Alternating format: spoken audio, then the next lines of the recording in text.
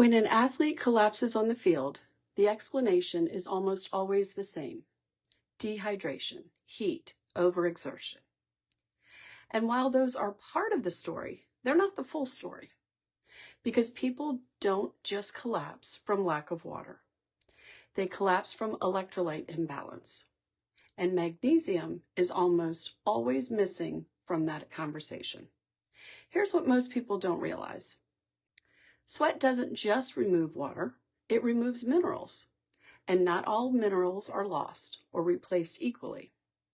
Most electrolyte products focus on sodium, potassium, and sugar. Very few contain meaningful amounts of magnesium, but magnesium is not optional under physical stress. It is protective. Magnesium stabilizes nerve firing. It moderates muscle contraction. It helps regulate body temperature. It protects cardiac rhythm. It prevents runaway excitation. When magnesium is low and exertion is high, the body becomes electrically unstable. Muscles fire harder and longer. Nerves overreact. Heat builds. The heart becomes more irritable. This is why severe cramping is not benign. It's not just dehydration. It's not just pushing too hard. It's a warning sign that the system cannot regulate excitation anymore. Now let's talk about popular sports drinks for a moment, without attacking brands. Most are designed to replace sodium, provide quick glucose, and support short-term performance. What they don't do well is support neuromuscular regulation. They fuel contraction, they fuel stimulation, but they don't provide enough of what allows the system to release. That's magnesium. So you end up with athletes who are hydrated, fueled, electrically overstimulated. That's when you see severe muscle cramping, heat intolerance, disorientation, collapse, cardiac events in extreme cases. This isn't theoretical. Magnesium deficiency is well documented in endurance athletes, heavy sweaters, military personnel, outdoor laborers, people training in heat, people using saunas or hot yoga. And it's not just athletes. This applies to people mowing lawns in the summer, people working outdoors, people under chronic stress, people exercising intensely while dieting, people consuming caffeine or alcohol. Heat plus stress plus magnesium deficiency is a dangerous combination. Now here's another surprising piece. Magnesium helps regulate thermoregulation.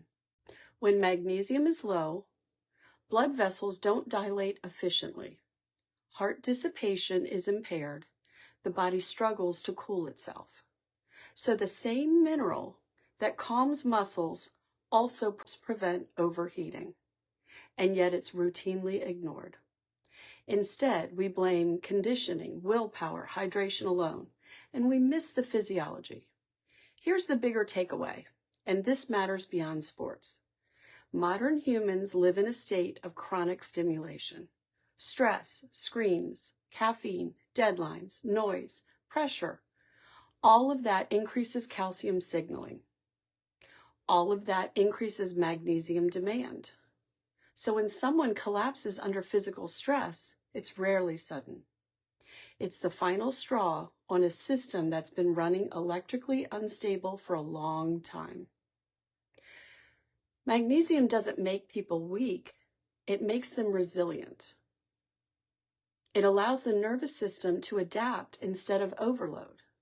It allows muscles to fire and release. It allows the heart to stay steady under pressure. And when magnesium status is restored appropriately, people often notice fewer cramps, better heat tolerance, improved endurance, calmer recovery, more stable heart rhythm, less post-exercise exhaustion. This is why magnesium is not a nice add-on. It's a protective mineral.